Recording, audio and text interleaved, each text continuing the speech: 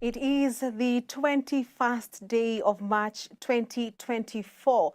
Thank you for choosing Hope TV this evening and welcome to Newswatch, where you look and live. I'm Tess Njenga and our sign language interpreter is Boniface Mureithi. Let's take a look at the day's news. Now, the government, through the Office of the Data Protection Commissioner, has contacted China's ByteDance Limited TikTok parent company to ascertain their level of compliance with Kenyan laws. Speaking when he appeared before National Assembly Petitions Committee, Interior Cabinet Secretary Kithure Kindiki has said that ODPC is expected to obtain clarifications on TikTok's commitment to ensuring the privacy of individuals and to provide details on the effectiveness of age verification and content filtering. Chini ya mradi ambao tunataka kuanza kwa ushirikiano wa serikali kuu, shirika idara yetu ya NYS ambayo iko chini ya wizara yangu na county government ya Uasin Gishu, ni kuangalia vile tunaweza kuangalia zile vocational training centers 13.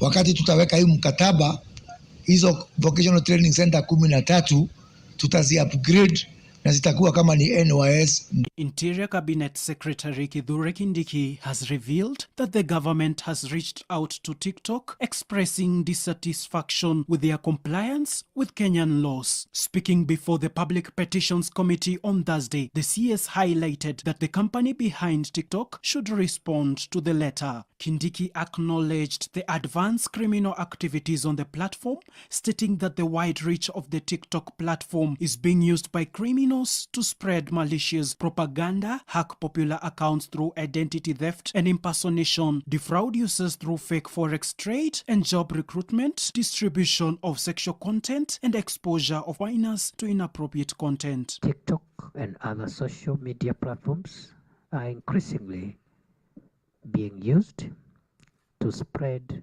malicious content, which is illegal, unlawful, and a violation of fundamental rights and freedoms.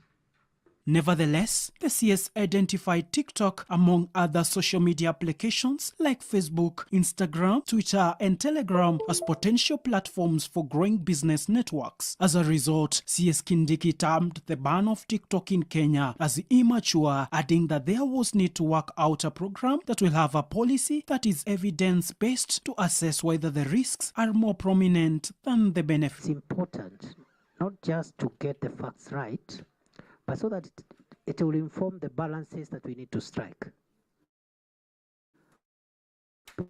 Because if something is, then you need to see how, instead of saying total ban, you can have a limited control and make sure you seal the loopholes where the disadvantages and the risks are coming through, to make sure that you don't kill an industry. That notwithstanding, Kindiki has issued compliance terms in accordance with the laws lest the ban will be put into effect. TikTok is therefore required to demonstrate compliance with the requirements of the Act 2019 and other relevant local laws and provide details on the effectiveness of age verification and content filtering, if any. Chair and members, we have one of the most robust data management and data control laws anywhere in the world. And if anybody doubted the modernity and the sophistication of our legal regime, they will see how, for example, we reacted to the WorldCoin matter. And therefore what we need to do, besides the proposed adjustments of the existing law, is actually to enforce the existing. In response to the members of parliament concern over security safety of the government's social media platforms, CS Kindiki assured the committee of the robust data management and control legal regime that is already in place and has instead urged all leaders to work towards having a long-term comprehensive plan rather than quick fixes that may not necessarily help the country even after banning TikTok. Reporting for Newswatch, I am Brian Mugambi. Thank you, Brian Mugambi, for that report. Now to another story still on the Interior Ministry. Interior Cabinet Secretary Kithure Kindiki has proposed a raft of measures aimed at bringing back the sanity on the roads after the recent surge in road carnage witnessed across the country. While appearing before the National Assembly Departmental Committee on Transport and Infrastructure, Kindiki proposed a raft of changes in the issuance of driving licenses, including the introduction of an age limit, as Nelias Wanjiru reports.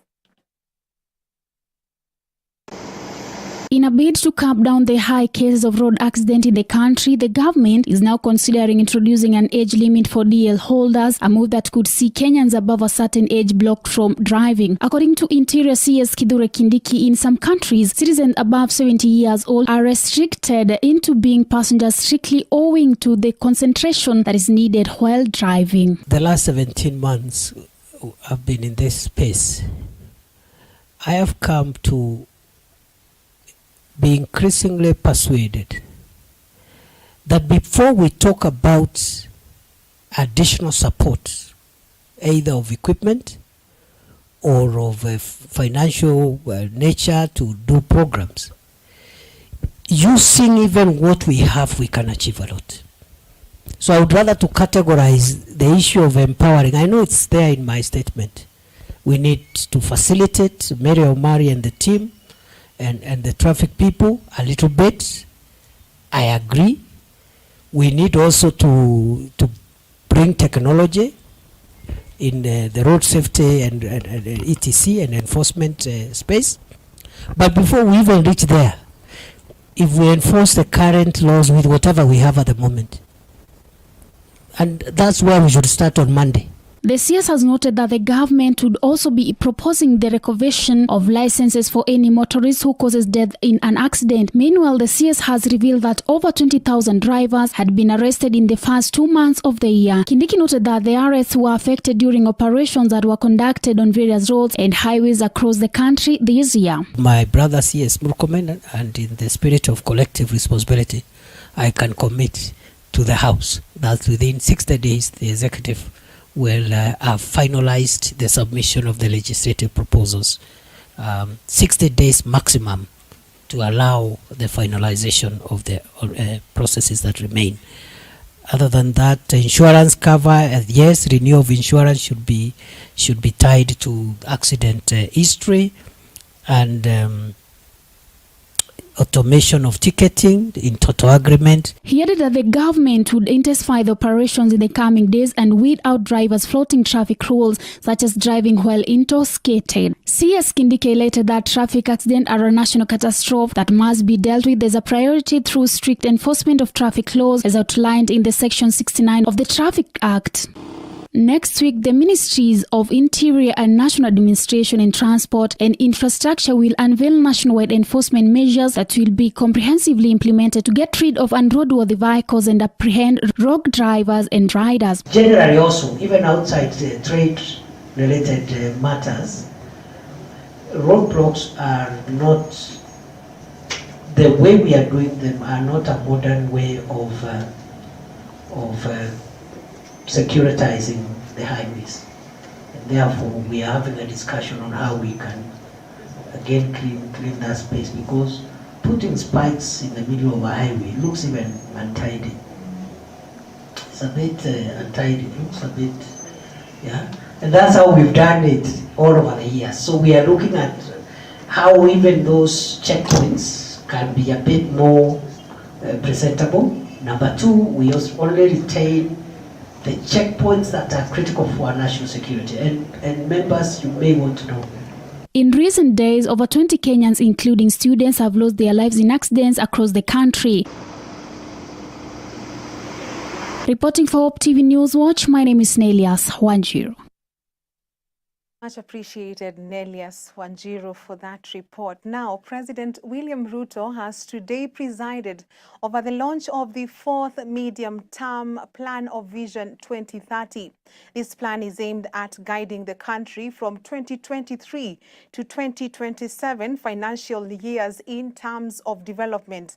The medium-term plan is anchored at the Kenya Vision 2030, and it has been guiding Kenya in the development plan since 2008. The first medium-term plan was from 2008 to 2012.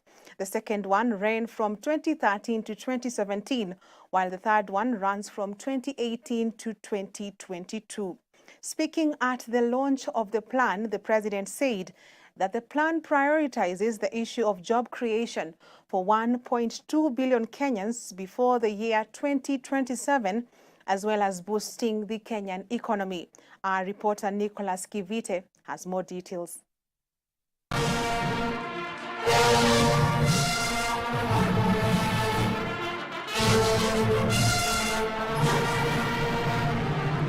The government will give priority to boosting of the national economy and creation of employment opportunities for approximately 1.2 billion Kenyans before the year 2027. This is based on the fourth medium-term plan that has been launched today by the President William Ruto at the State House, Nairobi. The President has said that the plan will guide the government in meeting the expectations of Kenyans, while calling on all government leaders to work in unity so as to ensure that they fulfill all the goals set in the plan. The fourth medium-term plan 2023-27, ladies and gentlemen, is an instrument that we will use as a whole of government to deliver on the aspirations that the people of Kenya expect of all of us.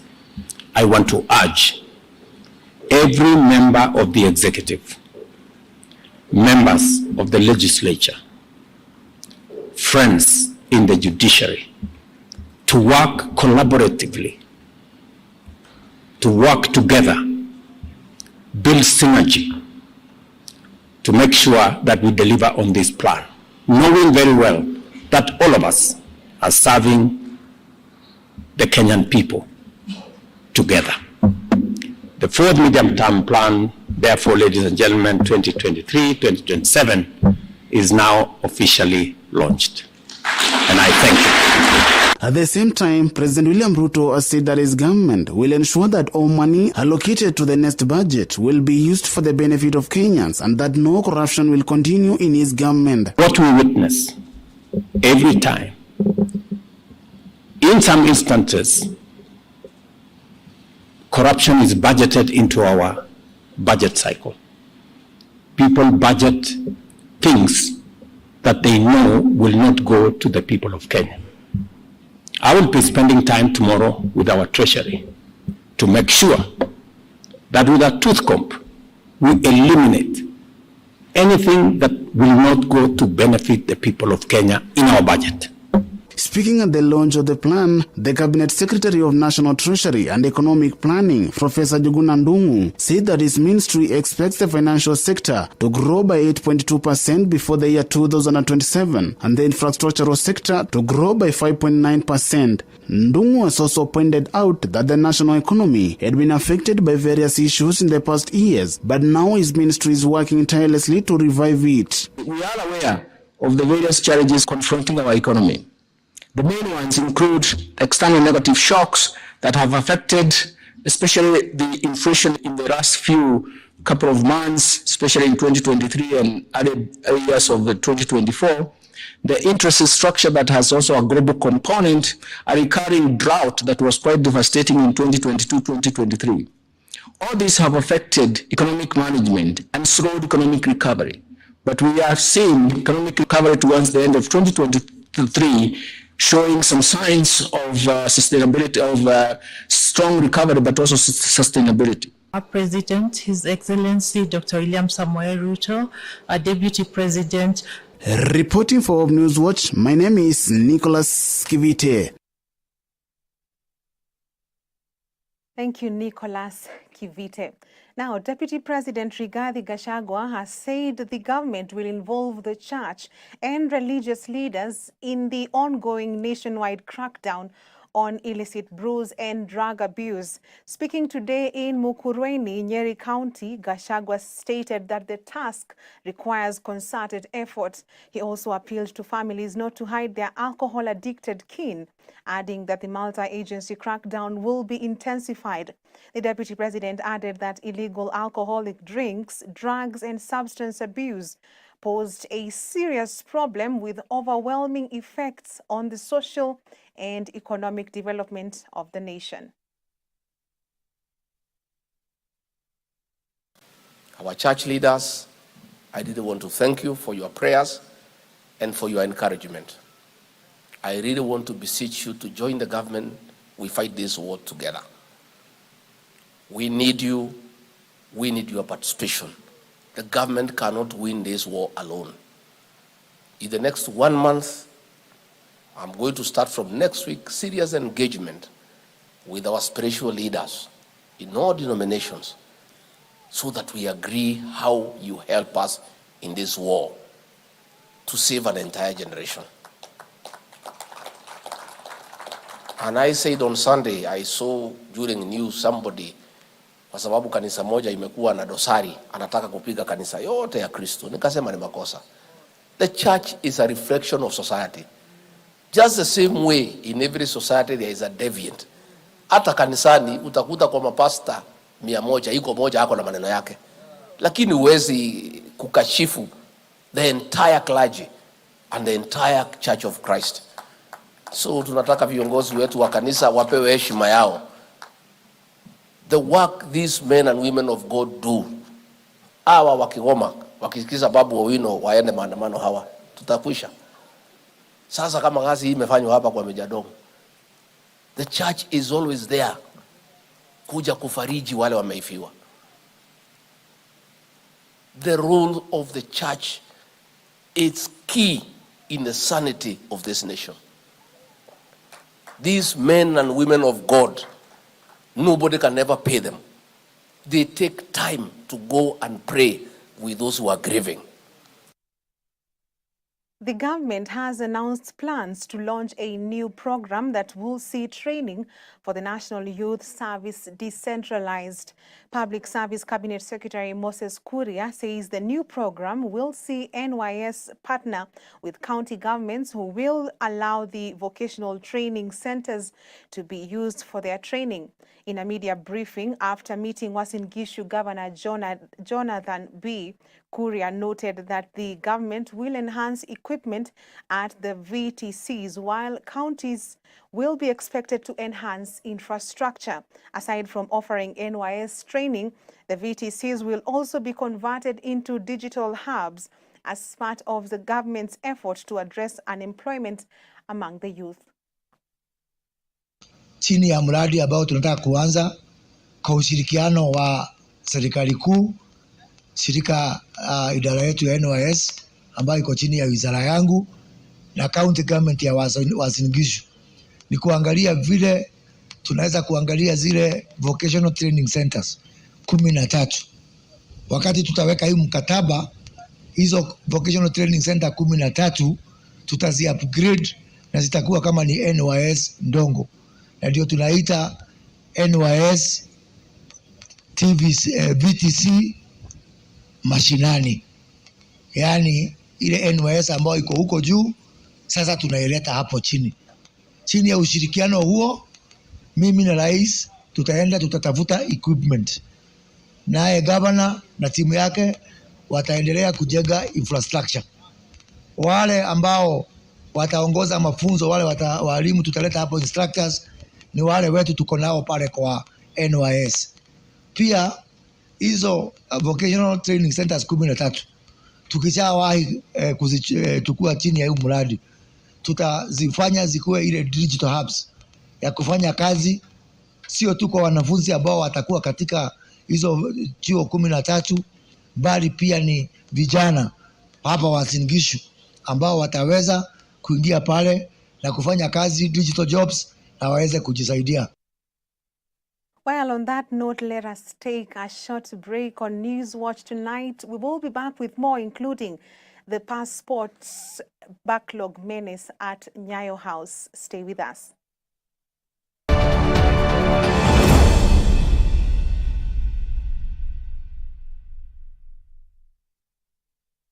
Thank you for choosing Hope TV, the channel that brings you hope, entertainment, and inspiration.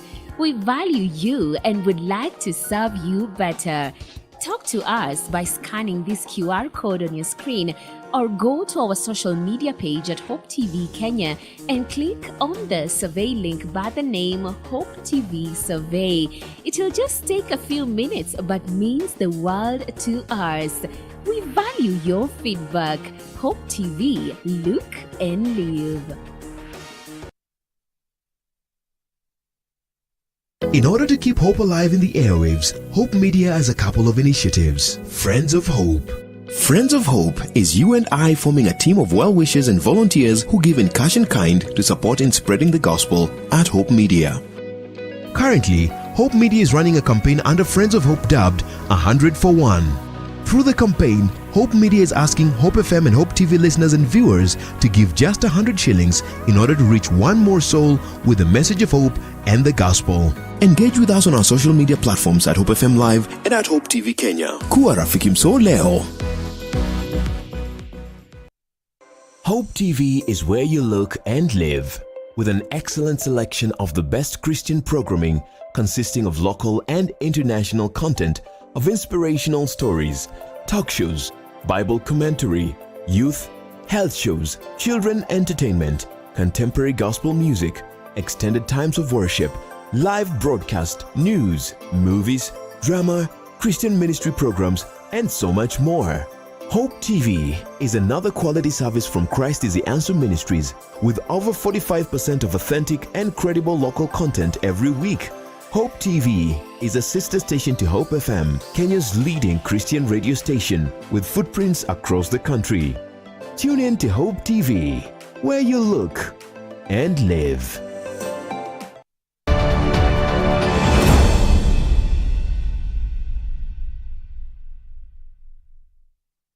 Welcome back. The government has admitted the slow pace of passport reforms, blaming the situation on supply chain limitations exploited by corrupt officials. Interior Cabinet Secretary Kithure Kindiki has told lawmakers that vendors supplying passport booklets could not meet Kenya's demand for 3 million passport booklets every year, only supplying 1.5 million. He attributed the situation to challenges in the accessibility of raw materials by the vendors and compliance with international quality control requirements. Kindiki further noted a surge in passport application fueled by a quest for jobs abroad had compounded the situation, driving the backlog to 1,724,000. The Cabinet Secretary, however, said he had instructed the National Intelligence Service to investigate possible vendor wars on the publication and printing of the passport booklets.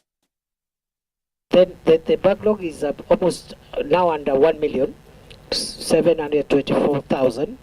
It's building based on the daily number of applicants and what we are dishing out. But allow me to do that in the written statement. And going forward, anything passports, I'll handle the public communications and I'll take responsibilities for the mess. So I'm going to take over the public communications work to my office on issue of passports, because let me handle it. Let me handle it going forward so that we tidy that place.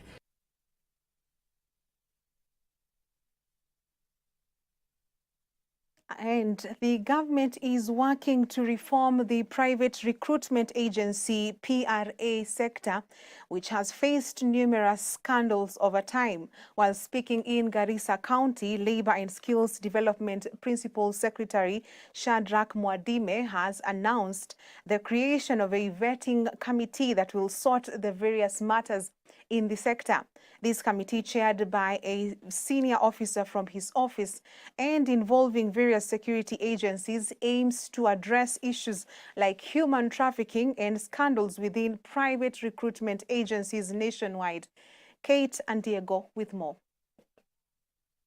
The government has announced efforts to streamline the private recruitment agency sector. Speaking after meeting Garissa County Commissioner Mohamed Mabuzo, Labour and Skills Development PS Shadrach Mwadime has emphasized the need to halt past exploitations by these agencies, particularly to protect young people from negative exploitation. Mwadime encouraged youths to visit the National Employment Authority Integrated Management System website and explore job listings there, while cautioning against unvetted PRAs. We don't want our young people to be exploited negatively, and therefore we've been extremely firm on that. And indeed, one way of assuring our young people that the program that we have is secure is we advise them to access the National Employment Authority website. Those PRAs that are in red ink should be avoided as much as possible, because their performance is still wanting, and we have not given them the green light to continue doing the recruitment. But those that are in black ink have been vetted, and we are 100% sure that what they are doing is in accordance with the law. So we'll encourage young people then to access the website and see the job orders that have been uploaded in the National Employment Authority Integrated Management System. As it is currently, we have about 260,000 jobs.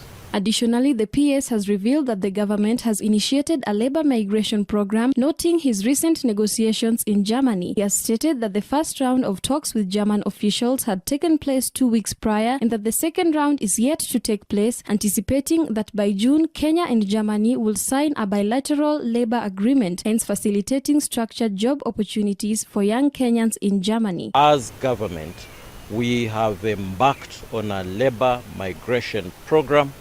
2 weeks ago, I was in Germany in the first round of negotiations that we were having with the Federal Republic of Germany. The government officials from Germany will be coming to Kenya for the second round of negotiations sometime mid-April, and we hope that by June we'll be able to sign a bilateral labor agreement with the Republic of Germany to ensure that our young people are able to access the job opportunities opening up there in a structured way. While addressing the persistent challenge of passport issuance, the PS emphasized a new approach in which his department, in collaboration with the State Department for Immigration, will prioritize passport issuance for those migrating abroad for job opportunities. Additionally, he revealed the establishment of a labor migration desk at Jomo Kenyatta International Airport in order to ensure safe migration processes. We'll be able to get the service of, the Ministry of Health, in terms of getting the medical examination certificate that one requires. We'll be able to get the services of the National Employment Authority all in one place, so that they don't have to move from one place to another to access, these services. Other than that, we have a labor migration desk also at the Jomo Kenyatta International Airport. And the object is to curtail human trafficking and human smuggling that has been going on. So before one goes abroad, attestation will have to be carried out. Meanwhile, the government has cut down the number of private recruitment agencies from 1,000 to 500 to protect youth from exploitation. 260,000 job opportunities worldwide have also been identified for young jobless Kenyans. Reporting for Hope TV Newswatch, my name is Kate Andiego. You, Kate and Diego. Environment, Climate Change and Forestry Cabinet Secretary Soipan Tuya has called on the Community Forest Association and Kenyans in general to embrace planting of fruit tree seedlings to not only paint the country green, but also to enhance food security. According to the Cabinet Secretary, there is a need to embrace innovation and look for modern solutions to redeem forest cover. speaking at Majani area in Lariak Forest of Laikipia County during celebrations to mark this year's International Day of Forests, themed Forests and Innovation, New Solutions for a Better World. She noted that though there was tremendous efforts to conserve the environment, there is a need to ensure that the planted trees reach maturity. And beyond quality seed, tunasema ya kwamba of the 15 billion trees, 30% at the very least iwe fruit trees, ambazo inaweza kuingilia maneno ya food security kwa wananchi. Na ninawapongeza sana CFA wa Lariak ambao tayari wako mstari wa mbele katika kupropagate fruit tree seedlings. Tupande fruit trees ili tunapoambia communities wapande miti, at the end of the day, they'll derive nutritional value, they will derive food value from those trees. We have recruited and trained and deployed over 3,000 forest rangers to strengthen forest protection and surveillance, and to reduce the illegalities in our forests. And I'm happy to say, since we deployed our rangers, that aspect of forest crimes has gone down. The Kenya Dental Association has unveiled its first cohort of 400 community health promoters who have completed training in basic preventative and promotive oral health support. The CHPs were unveiled during this year's World Oral Health Day celebrations that were marked at the Ndumberi Stadium in Kiambu County here in Kenya. The CHP training program, facilitated by Kenya Dental Association, KDA, with support from sugar-free chewing gum manufacturers Mars, Wrigley, and other partners, equipped the participants with the necessary skills and knowledge to effectively promote oral health within their respective communities. Through the training, KDA and Mars Wrigley underscored the importance of building the capacity of CHPs, recognizing the vital role they play in advancing local health initiatives. The new CHPs will support the promotion of better oral health practices within households and ultimately lead to improved oral health seeking behavior. The Kenya Health Survey 2015 revealed that 98.1% of the adult population were affected by the periodontal gum disease, while 46.3% of children aged 5 years. This country is also seeing a rising burden of dental fluorosis, with 41.4% of the children being affected.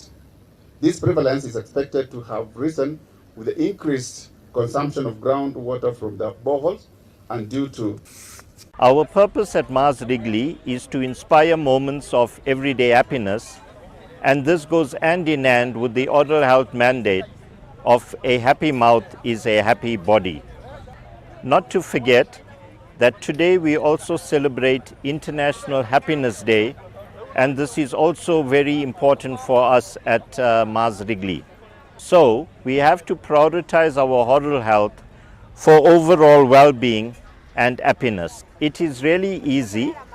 Simple habits like brushing, flossing, and chewing sugar-free gum can significantly improve your oral health well-being. Naomba ya kuwa mambo ya madaktari ishughulikiwe so that we can train more dentists. Sasa tumetoka NHIF tunaenda SHIF na hatuwezi train hawa watu wote, and we plan to go to the entire country, and we don't have a benefits package for dental services. It is important that the benefits package for dental services is comprehensive, focusing on preventive and promotive health, so that we are able to reduce the people who are getting to the curative side of oral health. June Chepkemei has been appointed as the new Chief Executive Officer of the Kenya Tourism Board, KTB, replacing John Chirchir, who has been working in an acting capacity since November 2022. Tourism Cabinet Secretary Alfred Mutua, in a Gazette notice published today, delegated Chepkemei to function in the position for a 3-year term. Previous to her appointment, she was holding the position of a Managing Director of the Kenya Investment Authority, KenInvest.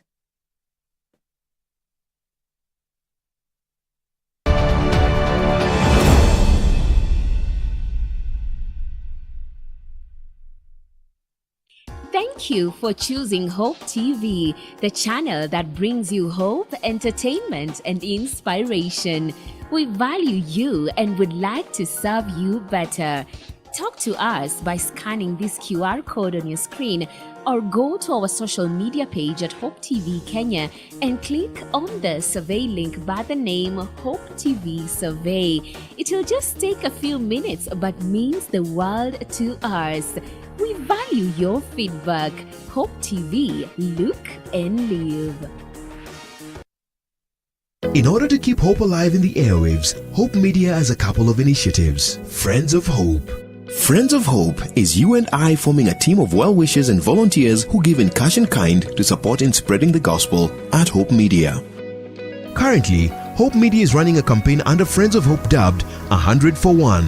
Through the campaign, Hope Media is asking Hope FM and Hope TV listeners and viewers to give just 100 shillings in order to reach one more soul with the message of hope and the gospel. Engage with us on our social media platforms at Hope FM Live and at Hope TV Kenya. Kuwa rafiki mso leo.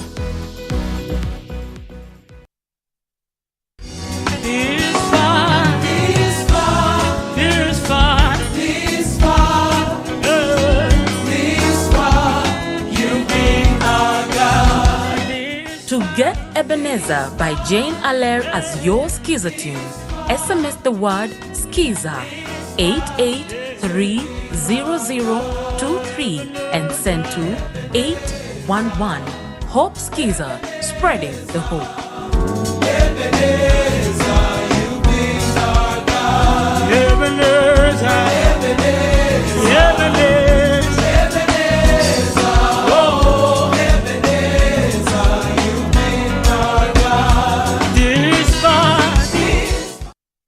Thank you for choosing Hope TV, the channel that brings you hope, entertainment, and inspiration.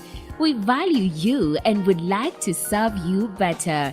Talk to us by scanning this QR code on your screen or go to our social media page at Hope TV Kenya and click on the survey link by the name Hope TV Survey.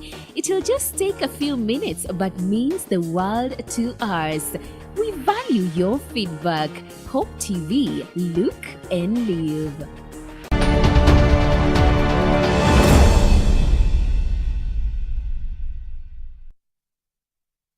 Welcome back in business. The Inua Biashara program has today been launched at Zetech University Technology Park Mangu campus, making a significant initiative designed to allow entrepreneurs in micro, small, and medium-sized enterprises to pitch their businesses and get financial support while addressing the challenges they face and providing them with a platform for growth and development.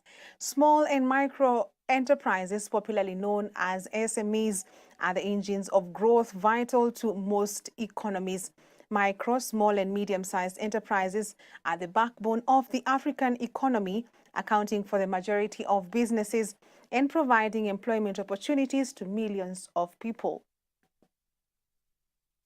Under the motto of Inua Biashara, Inua Biashara. So we intend to launch a TV show that will be showcasing areas of businesses, especially small and medium enterprises. And our main interest is to ensure that the businesses, the small businesses in Kenya, can grow to a level where they are profitable, where people can survive on them, and they are able to meet their obligations, financial obligations. We don't want a situation where businesses start and then they close within a short time. So that is essentially why we are here. And Zetech University is one of the organizations that is leading in this process. As you are aware, we are very strong in business training as one of our core areas, and that's why we are collaborating with other interested parties in doing this. Softcare Kenya held a groundbreaking ceremony for its factory expansion at its headquarters in Athi River, Machakos County. The groundbreaking signified their commitment to expanding operations, creating jobs, and contributing to the local economy as they showcase their dedication to sustainability, community engagement, and innovation as East Africa's leading trusted hygiene promoter of baby and mother wellness. First Lady Mama Rachel Ruto presided over the groundbreaking ceremony of the factory, where she promised continued support from the government of Kenya to provide and enhance an enabling environment for Softcare Kenya to thrive and serve the women and children of Kenya. Our Softcare Company Limited, especially our here, was founded in 2019. And with 35 acres land. And Softcare Kenya has become one of the largest manufacturers in sanitary products in Kenya. After 5 years development, currently there are three diapers production lines, and 3 sanitary napkin production lines, and 3 wipes production lines with monthly production capacity nearly 40 million pieces of diapers, and also nearly about 50 million pieces of sanitary napkins, and 50 million pieces of wipes, and also 10 million pieces of pull-ups. And at present, Softcare has directly created about 1,500 jobs for the staff. And 95% of them are local Kenyans. And regarding the local purchase and the procurement of cottons, for example, monthly we are procurement about 430,000 pieces of cottons from Kenya local cottons factories. And also regarding the environmental protection and energy saving, we're gonna launch about 3 megawatt solar plant, solar power to generate green power.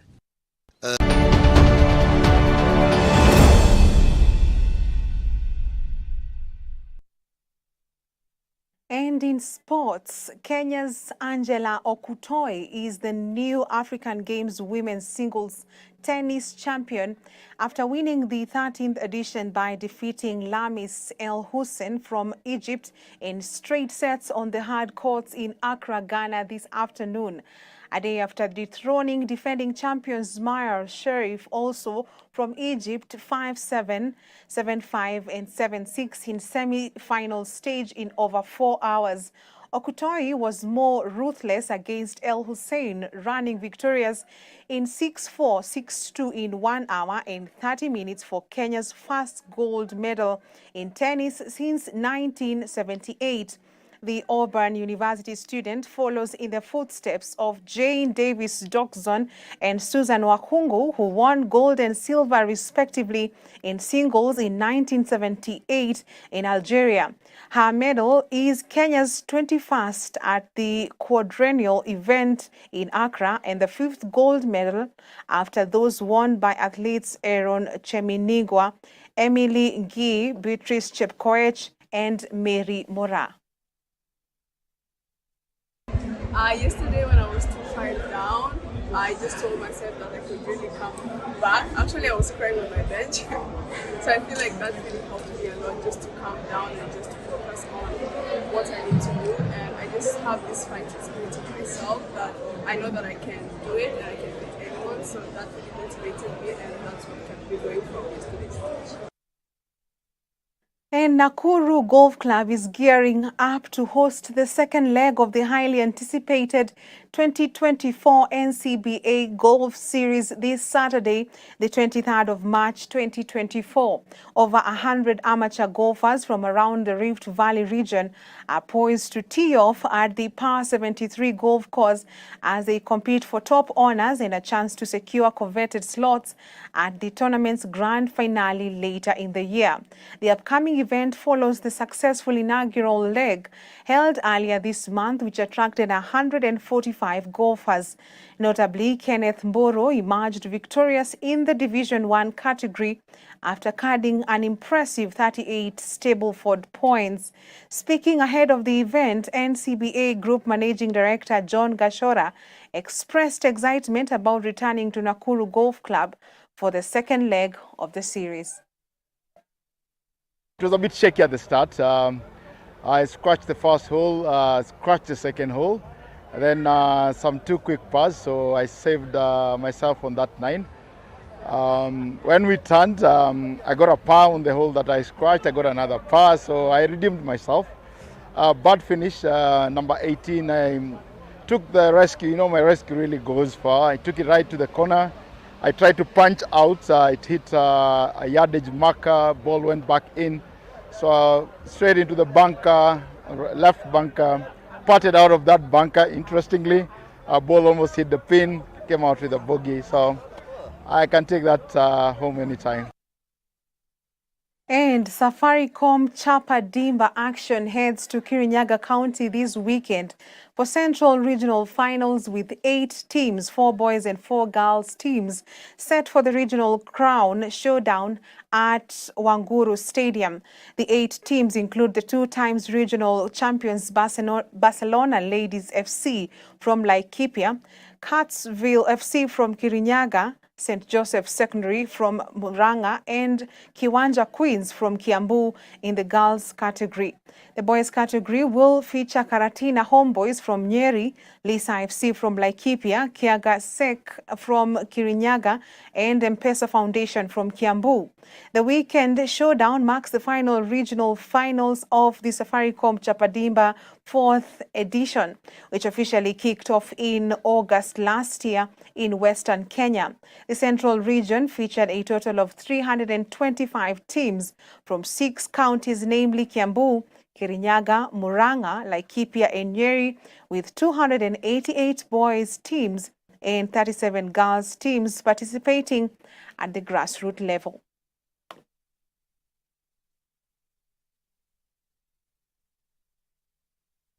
And with that, we have come to the end of Newswatch tonight. Thank you so much for your company. God willing, see you on Saturday. I'm Tess Njenga, and our sign language interpreter is Boniface Mureithi. Have a good night.